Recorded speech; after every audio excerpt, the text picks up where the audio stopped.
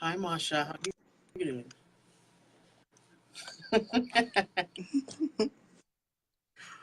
I laugh because I know literally the doctor ran to the seat. I know. Good evening, Dr. Asante LeBlanc. Good evening, JD. Good evening, everybody. How are you doing? Yes, I said hi 3 times and she didn't see me say hi. Yes, yes. I saw. Oh yeah, 3 times indeed. Sorry about that. Yeah, I don't know. It only came out once, but anyway, we're here. I'm going to thank God for that. I was just telling our viewing audience that what we have done in the past, from hypertension to cholesterol, and last week was mental health anxiety. And I know you said you've got some feedback on that, so you can tell us about that before we jump in about last week's episodes. People are loving it, aren't they? Yes, hi, Jenilyn. Hi, everybody. Yes, JD. I think it was an amazing program, and I got positive feedback from one or two of your viewers, and it was very touching to know that one in particular said to me that it was at that particular time that she needed to hear what we were saying because she was feeling very down. She was having anxiety. So I think I called you in excitement saying, Yes. we're probably doing something. Yeah, So we're doing something it's good to know good. that we're not fooling around and actually giving some information. I I hope. knew this was I knew this was going to be good. I know Janelyn is absolutely in love with you. She's going to come and check you soon. I heard she told me that sometime during the course of the week. So Janelyn is just one of those that are eager to sit in your office and meet with you sometime soon. So I can't wait to hear I how that meeting. know I'm waiting to see her. Yeah. Yes. Yeah. So, if you're looking on for the first time, this young lady there is the amazing Dr. Asante LeBlanc. Just to give you a little bit about her, also I'll put her bio to the base of it in our discussion, so you can also find out some more, and also the link to connect with you at Victoria Clinic. So, Dr. Asante LeBlanc is a Cuban-born Guyanese living right here in Trinidad and Tobago, and she is a graduate of the University of Western Ontario, where she did her first degree and she later graduated medical studies at ISCMH, Havana, Cuba. She has been the medical director of Victoria Clinic since 2010. Yes, and some of the great things that Dr. Asante LeBlanc, you can get acupuncture there, you can get the cupping there. Of course, you've got a vast variety of things at Victoria Clinic. And as always, I want to give you that opportunity to share that up front for those tapping in, and then we'll share the details later on. So just remind us again what we can get at Victoria Clinic, please. Great. Victoria Clinic is my baby. Um, so we're located at in Woodbrook, 54 Gallus Street. I'm a general practitioner, which means I do practice regular Western medicine, but I also practice Eastern medicine. So in particular, Chinese medicine. Hi, my cousin Yolan from Dominica. So I integrate the two branches of medicine, and I integrate it using herbal medicine, acupuncture, cupping, and moxibustion. I'm also a certified clinical densitometrist, so that means that I do DEXA bone density scans and I manage, diagnose, and treat osteoporosis. In my practice, we have two other family practitioners. They do regular Western medicine, not regular, they do Western medicine. And we also have a sports massage therapist and two sports massage therapists and one sports rehab therapist and lymphedema specialist and a psychologist. So we try to make it as holistic as possible. We try to make the ambiance holistic as possible, and really truly promote healing and guide you along your path to healing. So we try our best and we integrate and work together as a team. And I know you guys, as you said, this has been around since 2010 in terms of making us feel very much comfortable and at home at the clinic. So we thank you for that. So we are going to talk about today breast cancer awareness. I think most of us know, Asante, what month we're in, and we know that it is aligned to breast cancer awareness. Yes, this is where, of course, we must Mhm. find out more about breast cancer, what it is. We'll find out more about that. But also, it's our personal responsibility to take care of these girls. And I'm sorry about my hand action, but we're talking about these girls tonight and the girls that belong to sisters on the outside. Yes. But Did you see that Jamaican physician no, and tell his me. rap on breast cancer? I'll put it up for you, but continue. Sorry, it was just amazing. Well, But you're go gonna share ahead. it too, so you'll put it to the base of this. Yes. There's Lisa. Hi, good night, I'll Lisa. try if I know. Hi, Lisa. Oh my God, I didn't wear Lisa's clothes tonight. It was a toss up. I'm going to get one of those one day.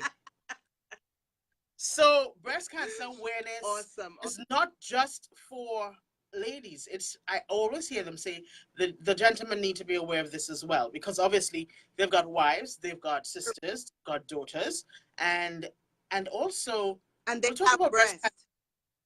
I was about to say, and they have breast, right? So we'll talk about that as well. Breast cancer awareness. Let's start with that. I know you are work in tandem with the Cancer Society of Trinidad and Tobago, so we'll talk about that later on too. But can you tell us, first question, major question, what is breast cancer? Oh boy. You just went for the meat of the matter. Mhm. Yes, October is Breast Cancer Awareness Month. So I think in a nutshell, people need to understand that cancer is basically um, bad behaved cells.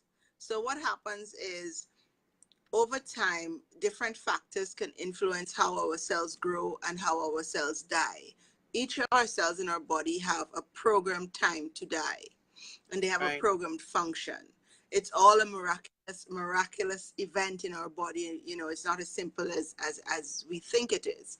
However, breast cancer is where, and there are different types of breast cancer, but breast cancer basically is, in a nutshell, where the cells of your breast, the mammary glands that you have in front of you, and the male breast, even though they're not as big as ours, they change. So when they change and they grow out of, they get basically out of order, out of control, and we feel lumps or masses, and then we go on and we get they become a cancer.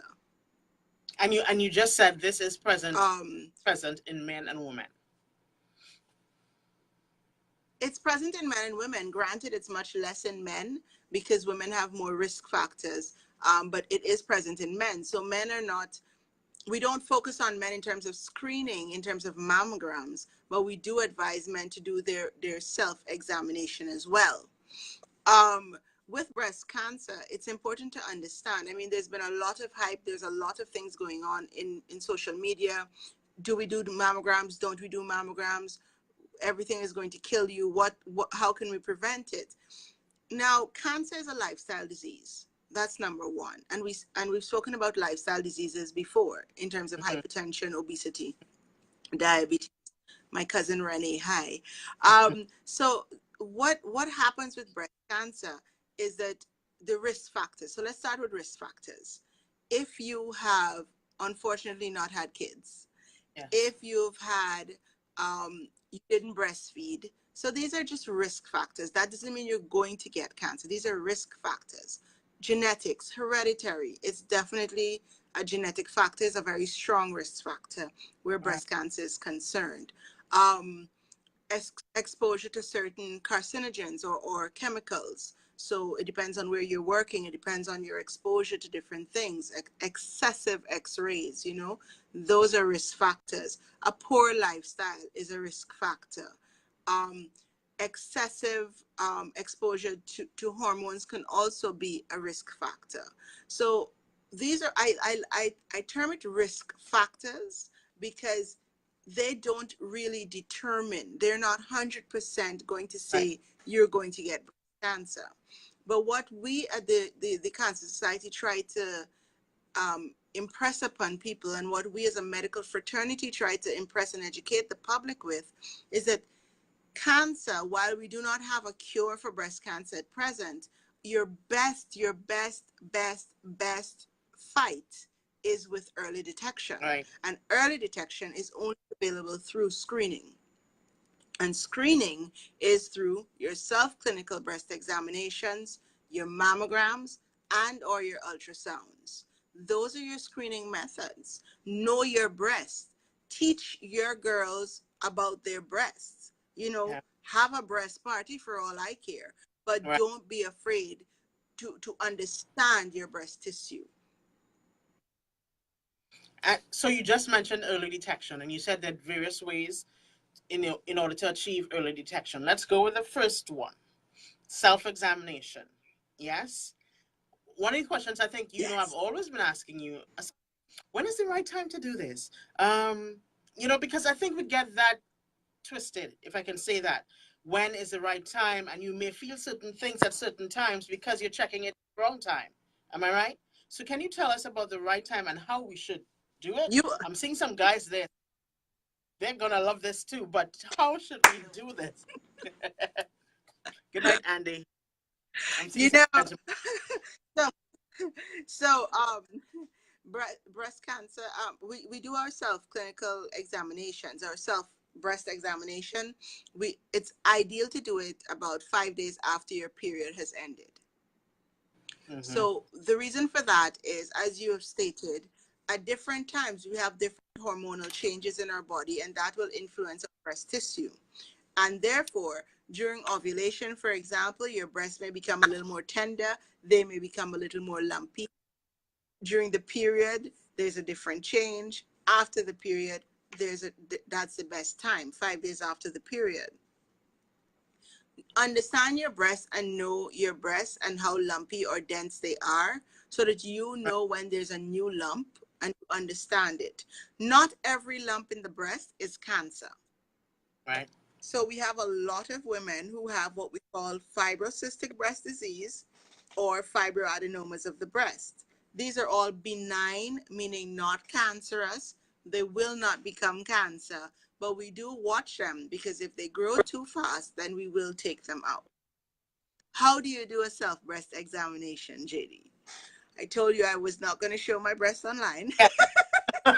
but women, what you do is you, you do stand naked in front of a mirror, and I'm going to push back the camera a little bit so that I think you'll get it. I'm hoping. Right, there you go. So I'm standing in front of a mirror and I'm looking Right. at my breasts. They will never be equal unless they're artificial. Hint, hint. Hint, Right? hint. So And one these breast is going to are be bigger than the other. Not a huge difference, but you're going to see a difference. You look at your breasts. So you're looking for the physical characteristics. You're looking to see if the skin is the same on both breasts. You're looking to see if the size is relatively the same. If you have one that's huge and one that's small, you may want to see a doctor. Look at the nipples. You look at everything. So you've looked at it. Everything looks fine. Great. Time to examine. You put your hand behind your head like that, and you take your opposite hand, and that hand is what goes to the opposite breast. Now, right.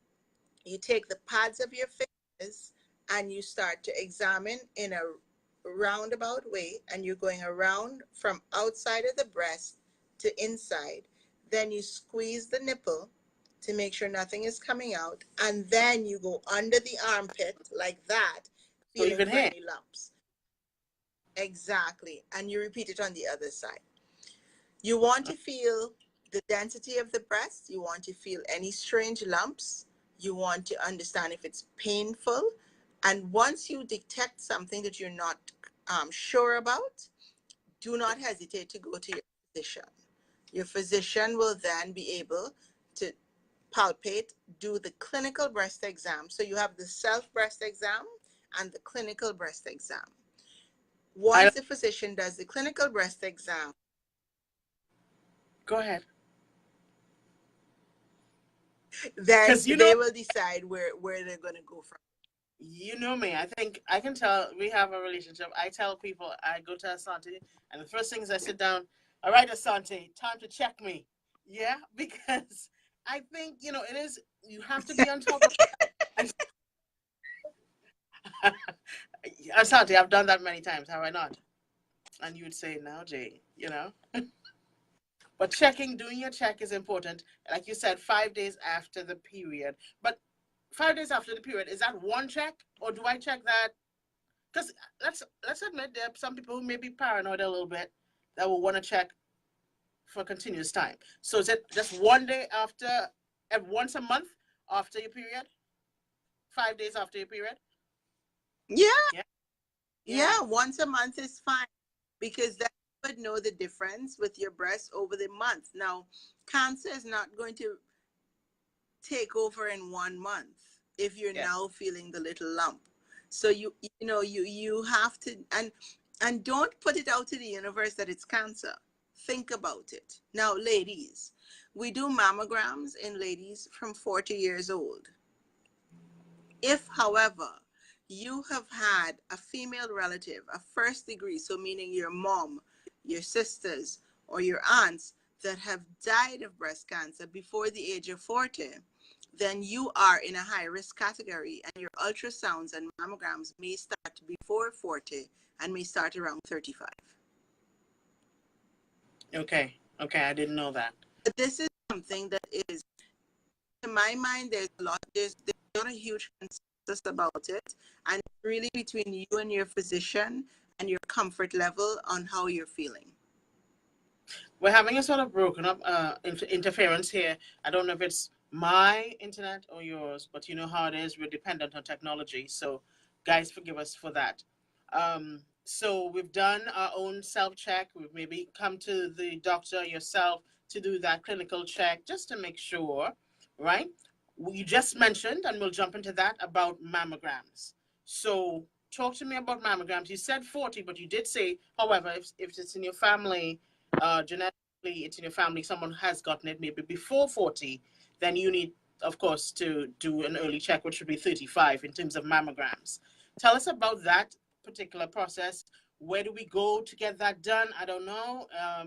Is it something that pains? You know, these are the questions that some females would have. Well, the mammograms can be done in Trinidad and Tobago. There are various centers that do mammograms. The Trinidad and Tobago Cancer Society, they do mammograms, and they're heavily subsidized, so the prices are lower. They have state-of-the-art equipment, and therefore you can get it done there. Um, a mammogram is relatively painless, but you're going, let's face it, if I Yeah. take your breast and I put it between two plates, it's not going to be painless, totally painless. You're going to feel some discomfort, but it's minimal discomfort and it does not last for long. And they do 3 views. So they press it down like that, then they Yes. press it from the sides, and they Yes. may do a diagonal. And then you get your results based on the mammogram. No, some of my patients say to me, I don't want to do a mammogram this year. I've done one last year. And depending on their family history, depending on what is happening, then I might say, okay, we'll do an ultrasound. Some women say, I have no breasts. What are you going to do? I have nothing. Then I say, well, let's still do an ultrasound. So it's not about saying no to everything. We want to impress upon women and men that it's about getting screened somehow. We want you to get screened because we need to know if you have something suspicious, we can deal with it. We can be proactive and prevent devastation in the end. Dr. LeBlanc, some say that they have done an ultrasound as well as a mammogram together. Is this a normal procedure as well? It depends on the density of the breast. If the breast tissue is very dense, like for example, in my case, I have dense breast tissue, I will tend to have to do both, simply because the mammogram may not pick up everything, so they do the ultrasound. So it's a probably, I would consider it a quality check, and just being very, very careful. What happens if someone's mammogram is also abnormal? Is that just something, again, we go to you and have that conversation? It may mean, just like you said, you're dense, Jackie or Keisha, whomever it may be, you're just dense. But what happens if we receive that abnormal mammogram result from the mammogram? If you receive an abnormal mammogram, if you receive that abnormal mammogram, then your physician can guide you through the next steps. But ultimately, let's say worst case scenario, the mammogram comes back as something suspicious or malignant, a cancer. Then we still have to biopsy that to see what type of cancer, adenocarcinoma, what kind of cancer we have in the breast tissue. And then based on that, we have to also test for receptivity to hormones, progesterone and estrogen. So we look for the receptors. And then we have to stage you. So once we go through that whole process, so that is done with your physician. The abnormal goes to your physician. Your physician will most likely refer you to the oncologist. Right. The oncologist will then get the biopsy set up and everything set up and discuss the plan of action or the proposed plan of action from there. But your physician should still be in the loop. Why? Your physician, your family physician, still has to understand your nutritional needs, understand the side effects of your treatment, and assist you and be your emotional support, dare I say, in terms of being a physician there for you as you go through this journey. There are support groups available through the Cancer Society as well that help you go through that journey. And there are different groups around. So it's not something that you have to travel alone. It's not something you have to be ashamed of. It's not something you have to fear, and it's definitely not a death sentence. Thank you for saying that. I just want to look at some of the questions because they're scrolling up so fast, we may miss them, right? Jenny Lynn says, so what about if you are in menopause? And she's referring to the check, the self-check, I'm guessing. No, well, if you're in menopause, you still do your self-check and you do your mammograms. But of course, we don't have to worry about your period being a factor of when you do it. But you still have to do your mammograms and your self-checks.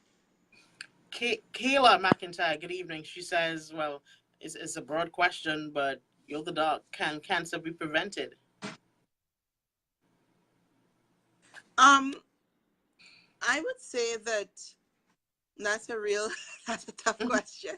She has me stumped. I think that it's difficult to say that cancer can be prevented, but I can tell you that we can reduce the risk factors if we look at it and we understand that it's a lifestyle disease.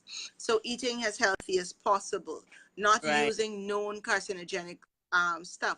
Like my cousin Yolande is saying, styrofoam dishes, heating them up in the microwave, Really? being cautious with the types of food you eat, understanding that aspect, exercising properly, knowing your family history, doing your screening tests at the appropriate ages, fiber in the diet. So in a nutshell, you can do your best to prevent cancer.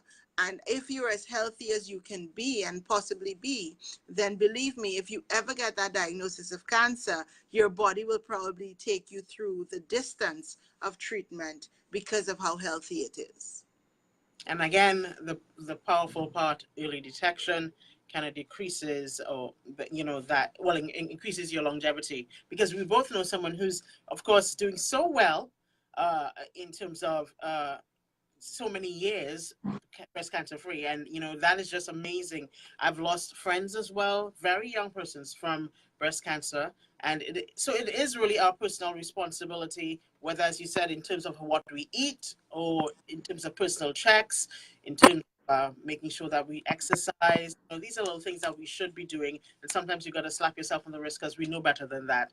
But it is indeed, just a scary thing. It is Breast Cancer Awareness Month, as you know, guys, and we have so many viewing audience based all over the place. I'm seeing Kayla in Trinidad. I'm seeing friends locked on internationally. You have your friends of the islands as well. So this is just amazing at the impact that we're doing with live checkup with Dr. Asante LeBlanc and the team at the Victoria Clinic.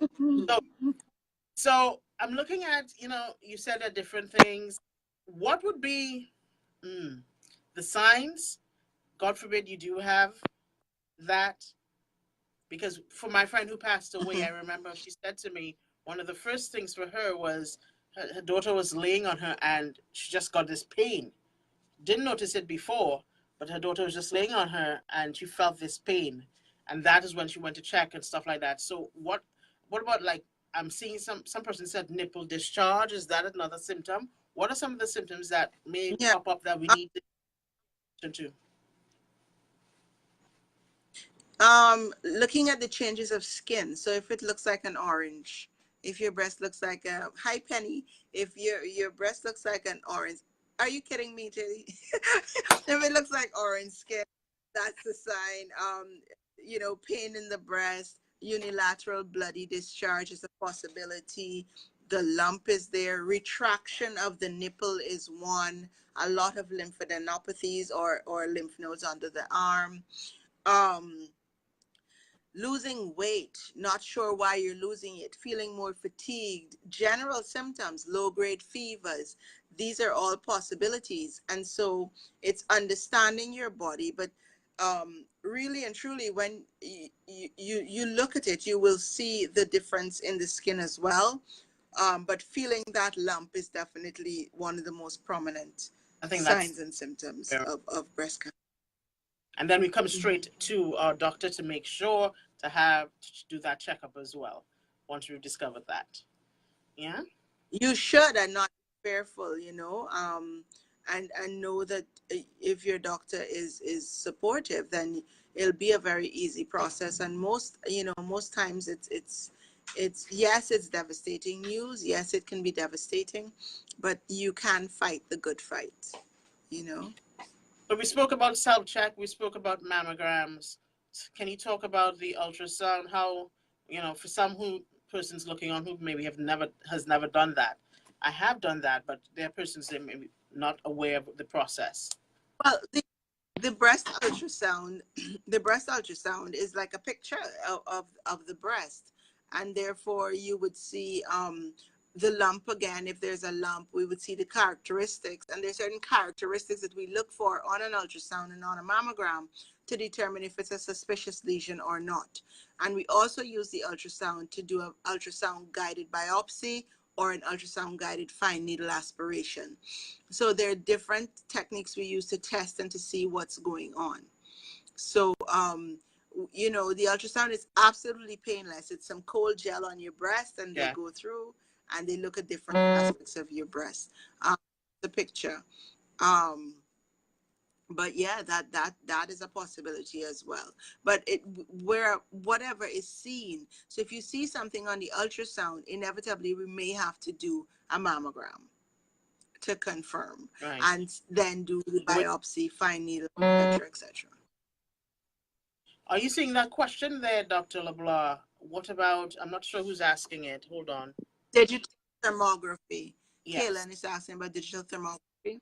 That we don't have that in Trinidad as yet, um, but and it's not a known screening test as yet. So it's being developed, and we're looking for the results.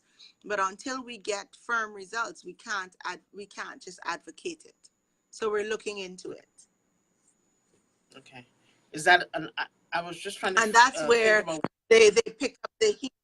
They pick up the heat, the thermal energy of the breast, and therefore a suspicious lesion will have a certain kind of shape and thermal imaging, so to speak. But we haven't developed that. It has not come out yet as a possible screening test. I should say. Right. Okay. Guys, if you have any more questions, please don't hesitate to not ask. Be please. The doctor's inside your Thursday. Yeah, we're finding out all we possibly can within the few minutes that we do have her here. I know with anything that myths exist. What are some of the myths that you may have heard persons coming in your office, sitting in that seat and says, well, doctor, pertaining to breast cancer? Those myths that some people may even working on, maybe believing Well, in. a lot of people, there are myths on social media and all over, and I think a big one is that mammography or mammograms cause cancer, that if you do a biopsy you will spread the cancer, it will eat you all up. you know there's no proof. Right now we have no clinical proof of that. So what we do have proof of, that with early detection through these screening mechanisms and methods, we will be able to save your life. you know, thinking that cancer has to be starved. And so people starve themselves because they say cancer grows with sugar and cancer grows with red meat. Please note, cancer is a cell of your body. If you starve your body completely of food, thinking you're starving the cancer, then you're starving yourself and then unable to fight the cancer properly. So it's about being cautious, being balanced, and everything in moderation. You know what I mean? Yeah. Um, yes, there's certain foods that your diet will change if you are diagnosed with cancer. Your diet should be healthy in the first place, but don't go overboard. Don't think that there are 10,000 supplements that are going to help you. Just and there are herbs that we use along with chemotherapy and radiation, but there's no herb as yet that will cure cancer. Of course, lots of studies are being done, especially where soursop is concerned, and Yes. breast cancer, and guinea hen weed and prostate cancer. So there's studies being done, but until we get conclusive evidence, I say you can do a complementary method to it, and you don't have to be fearful. Your physician should help you, your friends, your family. Um, the Cancer Society is always there for you. So I definitely recommend not going overboard and not being fearful. Don't let fear guide you and your actions. I don't know if you have noticed on social media, so many beautiful women are rocking their recently removed breast in photos. Yes, showing that they are proceeding on with life, having had their breasts removed. Can you talk about that in terms of maybe in Trinidad and Tobago? Because I'm sure you would have had some sort of research or some sort of discussion in terms of what happens next, especially with certain organizations. If a woman is looking on now who has had both her breasts removed, where she can possibly go. Well, when once a mastectomy is decided upon, the oncologist and the breast surgeon will offer the option of reconstruction at that time. So all of that is there. So it's not like, oh, I'm going to cut off your breast, but you have to go somewhere else to reconstruct them. So everybody Right, plays a right. role in that treatment scenario. And so it's difficult. We don't think we're attached to our breast until somebody says, I'm going to take one or two. So it's a difficult psychological transition, but it's also a choice that we make. Women don't usually have a problem, some of them, putting false implants in. They don't have a problem making it different and doing this to your body. So now you have to think positive and think how what is your beauty, what makes you think you are whole. Is it a tattoo on the breast with no breast? Is it a reconstructed breast that are perky and you need no bra? What is your choice? It's an individual decision, and one that you need to make with your oncological surgeon, your breast surgeon, your plastic surgeon. And if you have a husband or a partner, then maybe they have a say, but it's your body and you decide what you want. And I say kudos to the women who rock all the pictures, the breastless pictures, the tattooed breasts, because these women have survived. These Yeah. women are amazing. They have gone through an amazing, amazing journey. It's molded them. It's made them who they are today, and they're showing you that, like a phoenix, they have risen from the ashes, and there is hope at the end. There is a pot of gold, and it's called life. And you can do it. And that is what we want, that there is hope. There is hope. Until we find a cure, we're going to work our hardest, we're going to work our strongest to make sure that you live and have quality of life, not just quantity. Good point. Quality of life. In the beginning, you mentioned men have breasts. Have you ever heard any stories with men in any way? I don't know. Are there any sort of stories out there pertaining to men and in connection to breast cancer? Father had breast cancer, and Just two men. They've got breasts. So say it again. So lost you there. So you can just repeat that again. Yeah. I've had a few cases. I've heard of a few cases of men with breast cancer. It's of course you feel the lump much easier. So it can be a lumpectomy and you take it out, and you really and truly they survive. They don't have to die because you feel the lump much faster in a man. Than us, because we have so much, yeah, more than them. So We have that, a lot of breast. yes, we do. So it's 9:37. If you've got any questions, I encourage you to put it right now. Did you just see Natasha Jones pass through, Asante? So good evening, Natasha. Yeah, and No. we also all, Hi. Long time no see. we want to see all the likes and the loves coming. Just let us know if you are enjoying this conversation. And of course, I hope you're sharing with your friends, because you can't keep this information to yourself. It is Breast Cancer Awareness Month in the month of October. There are many things in terms of walks happening as well. And please don't let the spotlight only shine bright in October.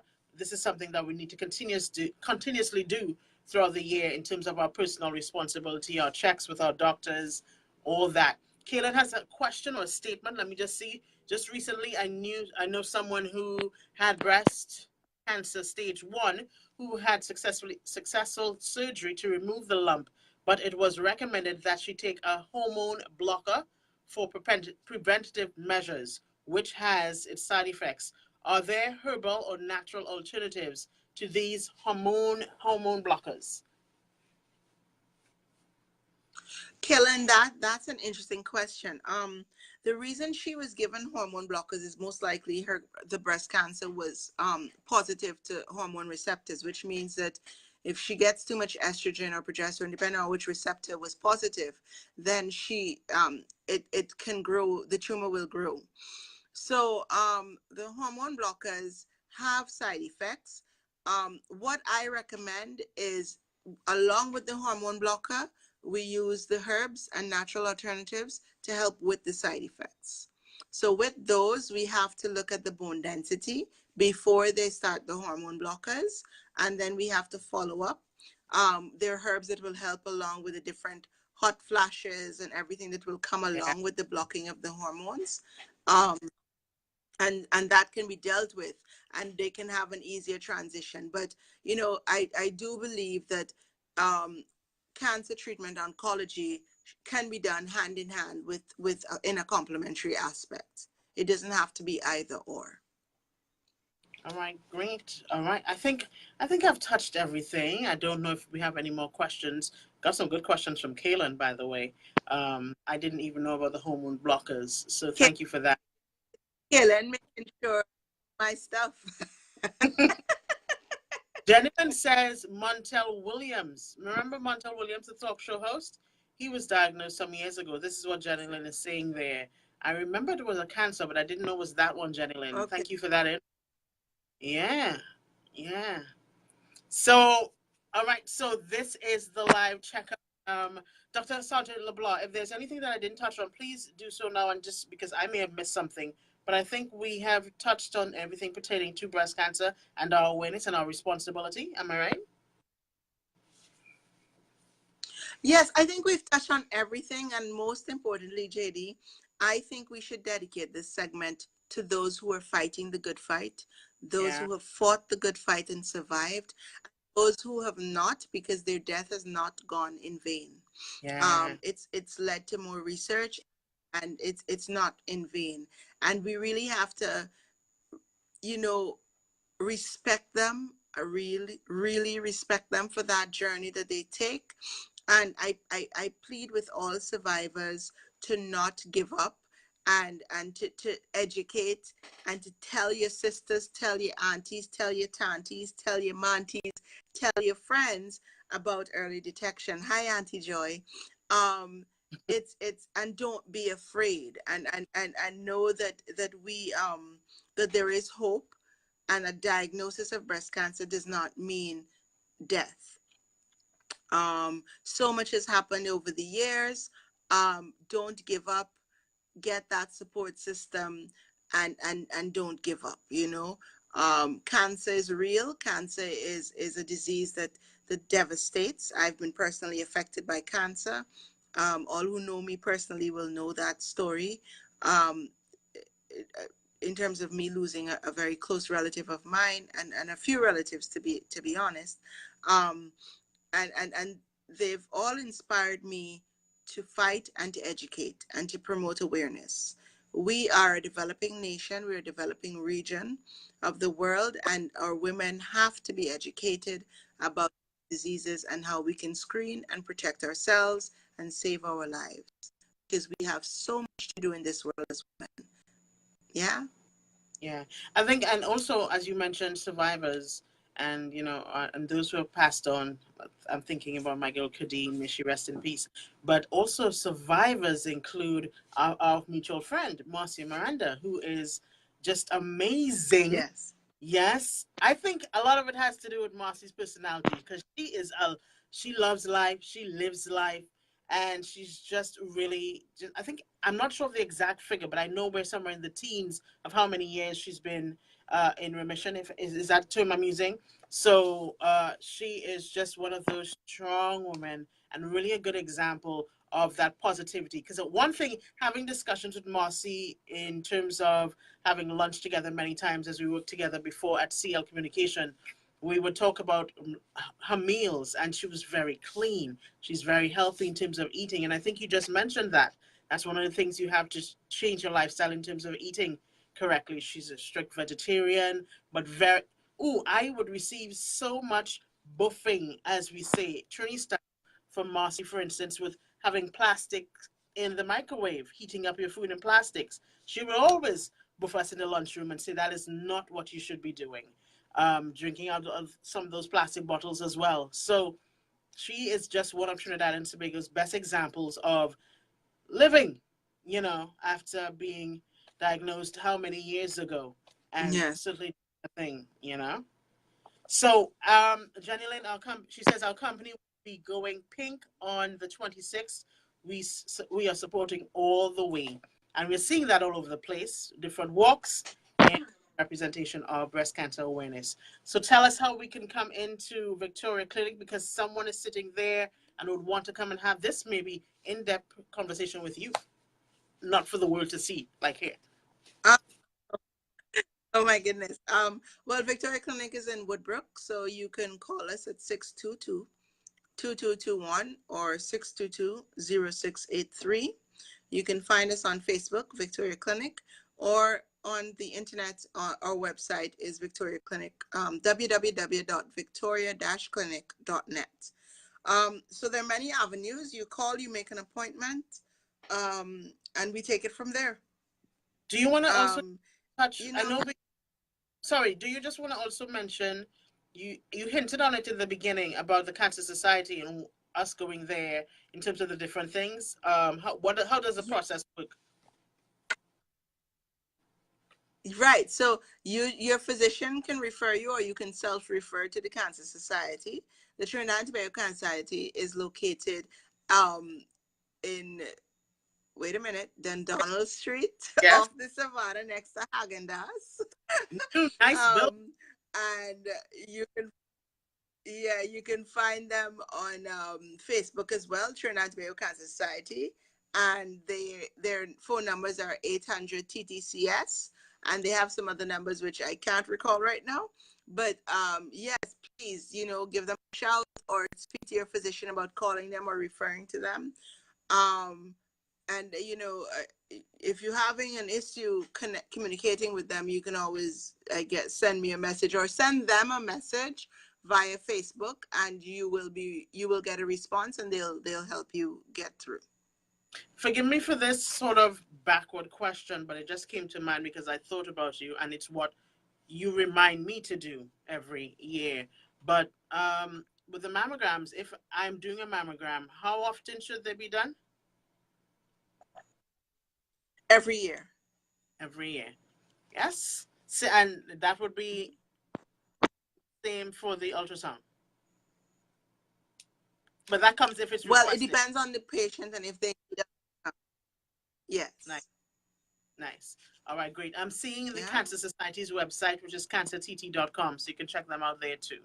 All right. And Dr. Asante LeBlanc, please place your link to the bottom here because persons are asking about it. And I said, yeah, I'm going to tell her. And you owe us a What's my link? recipe. Did you? How do For your how do Victoria I do Clinic. my link? I don't know. We'll do that after. You and I will talk about that. Oh, But don't forget you owe us a recipe. okay. Yeah, that's what recipe is that? Yeah, man. The recipe for some sort of healthy breakfast you were talking about some time ago where you would put. Oh yes, yes. I'll give you yes. That's for the overnight oats, the Birch's muesli. Yes. So Yes. they're waiting Yes, as yes. well. All right. No Thank problem. So I'll figure out how to do that thing. you. Yes. I'll show you how to do it. That's what I'm missing. Kaylin, I'm sorry. Kaylin is Go asking ahead. about the impact of stress on cancer. Yes, stress is a big cancer risk factor. Again, Kaylin, I mean, stress is important in terms of stress coping. And so it can impact on your immune system and it can impact on cancer in terms of being a risk factor. Hence the reason it has to be holistic. Hence the reason you will always hear us speak about moderation. Hence the reason we always try to have each aspect of our life in balance. It will never be perfect every day, but if we can do it a few days a week, awesome sauce. Awesome. Thank you so much. I have children. Yeah, that's how it comes. Yeah, you just hang around with them a lot. Awesome sauce. I'm sure you have some other words that you've picked up from them too. So we'll do this again next Wednesday, God willing. Yes. I will be. Yes, I'm there next Wednesday, and we have to choose our topic. Yes, we'll think about that. Yes. All right. Thank you very much. Thank you very much. Great. I really do appreciate this. Bye. Good night. Good night. Thank you. Anytime. Guys, well for Bye-bye. looking up. Take care. That's Dr. Asante LeBlanc. Check us again next Hi, week, Wednesday. No problem. So I'll figure out how to do that thing. Yes. I'll show you how to do it. That's what I'm missing. Kaylin, I'm sorry. Kaylin is asking about the impact of stress on cancer. Yes, stress is a big cancer risk factor. Again, Kaylin, I mean, stress is important in terms of stress coping. And so it can impact on your immune system and it can impact on cancer in terms of being a risk factor. Hence the reason it has to be holistic. Hence the reason you will always hear us speak about moderation. Hence the reason we always try to have each aspect of our life in balance. It will never be perfect every day, but if we can do it a few days a week, awesome sauce. Awesome sauce. Thank you so much. I have children. Yeah, that's how it comes. Yeah, you just hang around with them a lot. Awesome sauce. I'm sure you have some other words that you've picked up from them too. So we'll do this again next Wednesday, God willing. Yeah. We'll do that after. You and I will talk about that. Oh. But don't forget you owe us a recipe. Okay, yeah, that's what recipe is that? Yeah, man. The recipe for some sort of healthy breakfast you were talking about some time ago where you would put. Oh yes. I'll give you yes. That's for the overnight oats, the Birch's muesli. Yes. So they're waiting as well. All right. No problem. So I'll figure out how to do that thing. Yes. I'll show you how to do it. That's what I'm missing. Kaylin, I'm sorry. Kaylin is asking about the impact of stress on cancer. Yes, stress is a big cancer risk factor. Again, Kaylin, I mean, stress is important in terms of stress coping. And so it can impact on your immune system and it can impact on cancer in terms of being a risk factor. Hence the reason it has to be holistic. Hence the reason you will always hear us speak about moderation. Hence the reason we always try to have each aspect of our life in balance. It will never be perfect every day, but if we can do it a few days a week, awesome sauce. you Awesome. know. So thank you so much. I have children.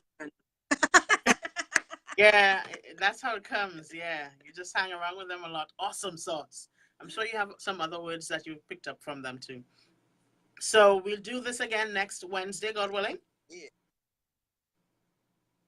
Yes, yes, yes. I will be. Yes, I'm there next Wednesday, and we have to choose our topic. Yes, we'll think about that. Yes. All right. Thank you very much. Thank you very much. Great. I really do appreciate Bye. this. Good night. Good night. Thank you. Guys, Anytime. thank you well Bye for looking bye. on. Take care. That's Dr. Asante LeBlanc. Check us again next Hi, week, Wednesday, Kizzy. same time. Showing everybody right. So, Kizzy, hi. Okay. Yes, she is Bye. amazing. Tennille says, "Oh, Gorma, no reach. This recorded, right? Yes, it is recorded." So thank you guys, and keep putting your comments below. And we want to see all the loves going up in the corner too. All right. So Dr. Santa LeBlanc, we're meeting pretty soon again. So I'll talk to you soon. All right. Yes. No problem. Yeah. Take care. Bye.